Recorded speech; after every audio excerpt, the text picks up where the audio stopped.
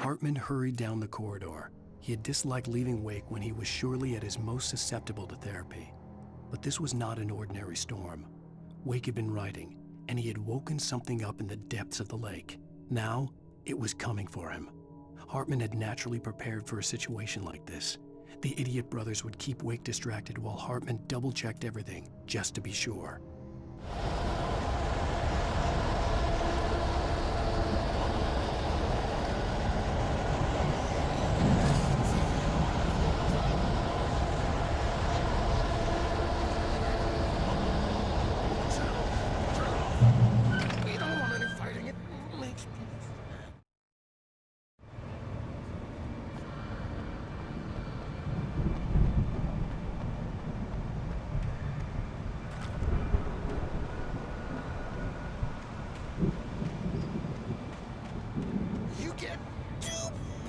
In the morning, and then you'll be nice and calm all day long. You get $3 in the evening. You'll sleep like a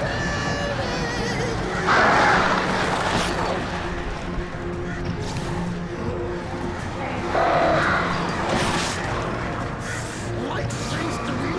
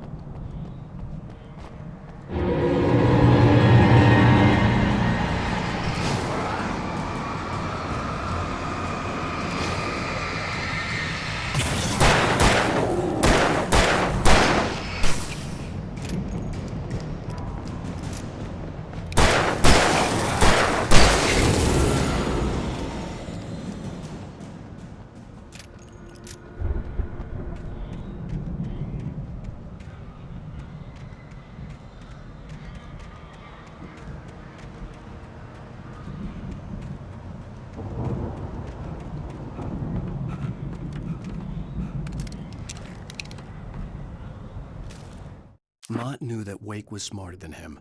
Wake had more money, a beautiful wife, everything. And Hartman said Wake was important. That made him better than Mott. But Mott was calling the shots now. He'd expected Wake to whimper and grovel, but instead, he seemed willing to fight. Mott knew he'd gotten under Wake's skin. If only Mott actually had his wife. The thought made him shiver.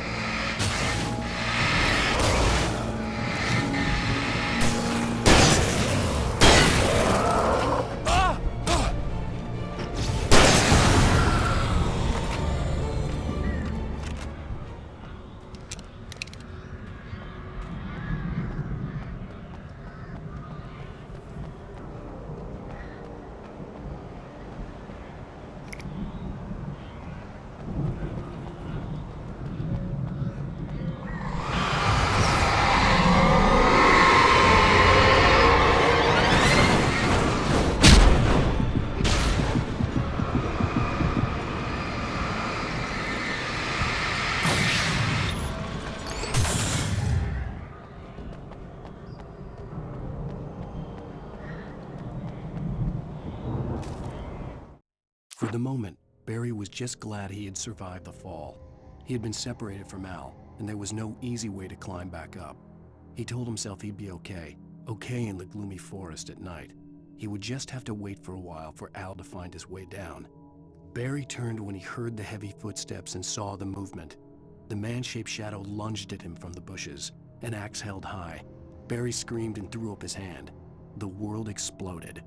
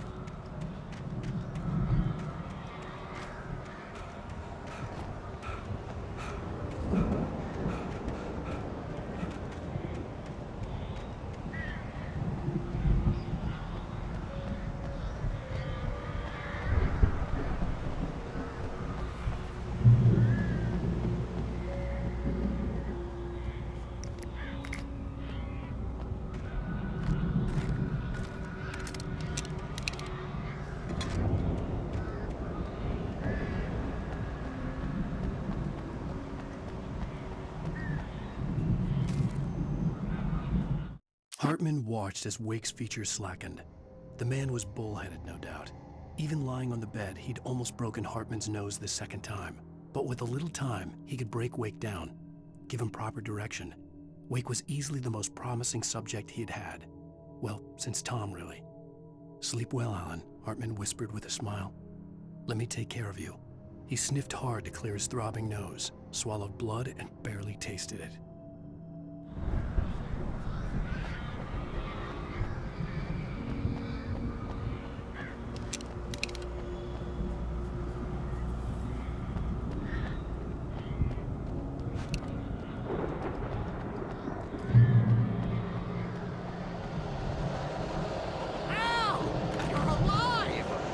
Let's get out of here. Can you open this gate?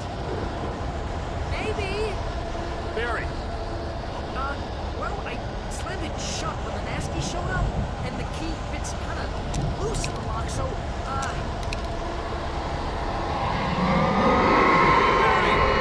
I'll find it! Don't worry about it!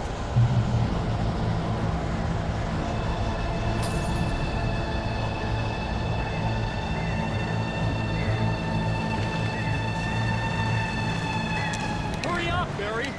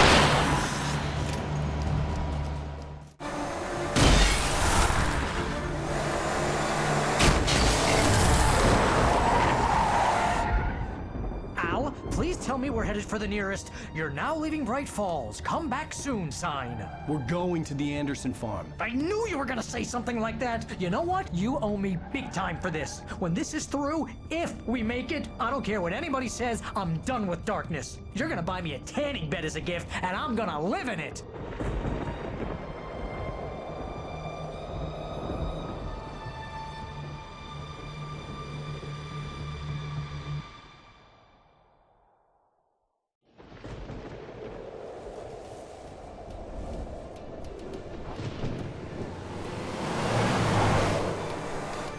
I'm crazy, but that's fine, Barry. Oh, you got that right, Al. You're barking mad. You are by far the But craziest. maybe that's inevitable when you deal with crazy stuff like this. It helps.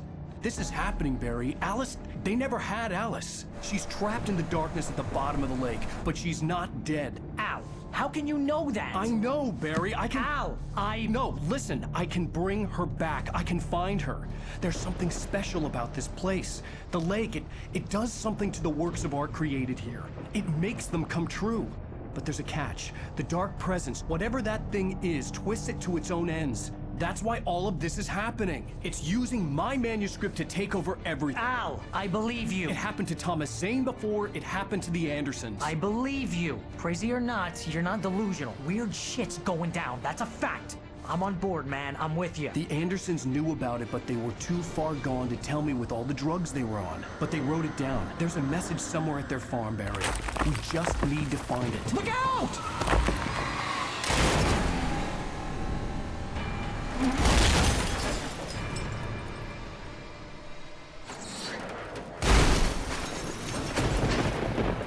Al! God damn it, Al, talk to me!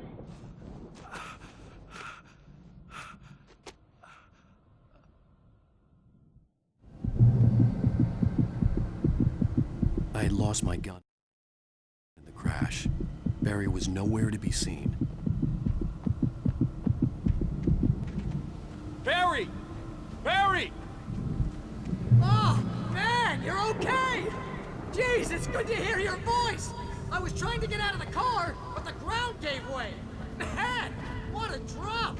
Don't worry, your cutout is fine. Forget that! Are you okay? I hit some bushes, didn't get a scratch. There's no way you can climb down, though. It's like a sheer wall. Ah, Al, there's something moving down here! Barry, it's a taken! Use a flare, Barry! Yeah! Barry, are you alright? I'm good, Al! I'm great! Guess you never messed with anyone from New York City before, huh? You're gonna have to find your way around to the farm, Al. I'll be waiting! Barry, just wait for me, okay? Al, I'm not staying here! It's suicide! I'm going to the farm! I'm gonna go ahead and secure the area. You can catch up! Don't worry about it! I'm on the case! Now he's Rambo. This would turn into a disaster if I didn't catch up with Barry.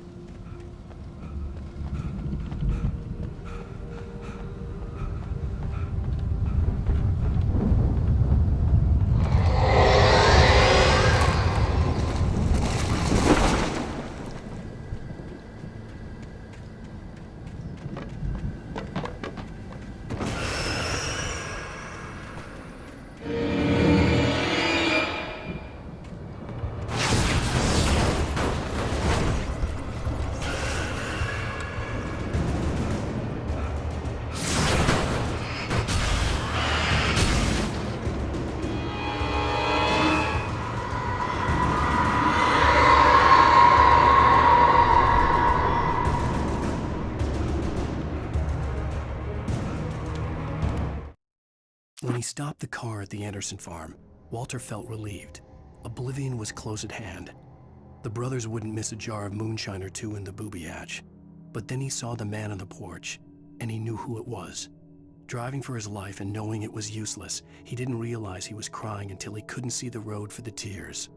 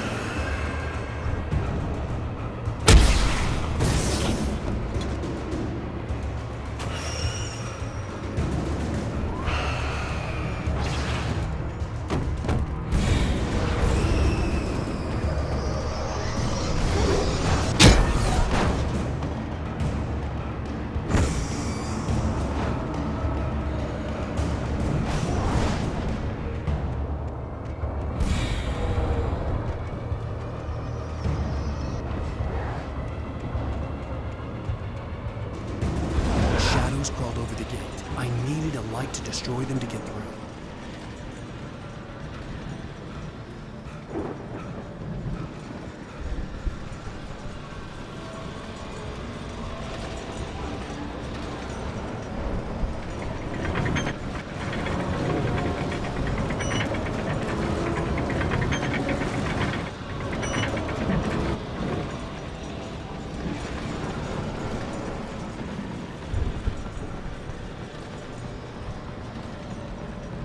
I hoped there'd still be a working generator somewhere around here to power up the old lights by the gate. Agent Nightingale stared at the passed out rider. The man was sleeping off one hell of a night. Nightingale felt a stab of envy at Wake's oblivion, but he had a job to do. He put the gun to Wake's head and almost became a murderer. His hand shook and his throat felt tight and dry. Biting his teeth, he tried again to pull the trigger. He lost the nerve. Wake stirred. Nightingale would have to settle for an arrest.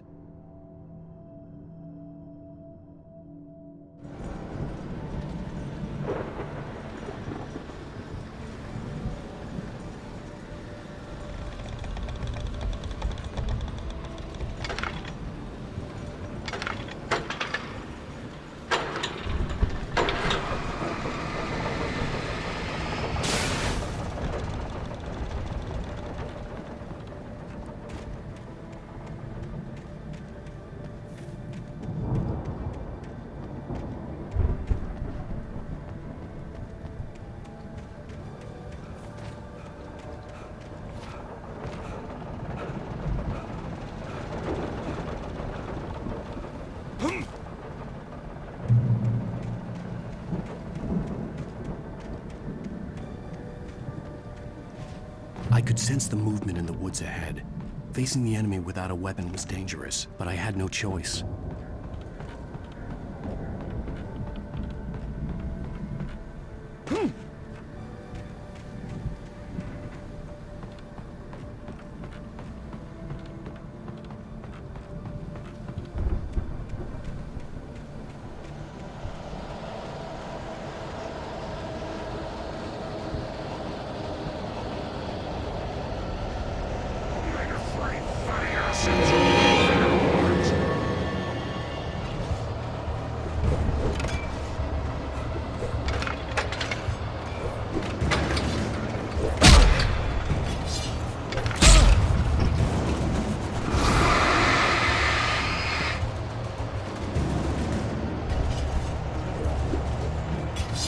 Huh!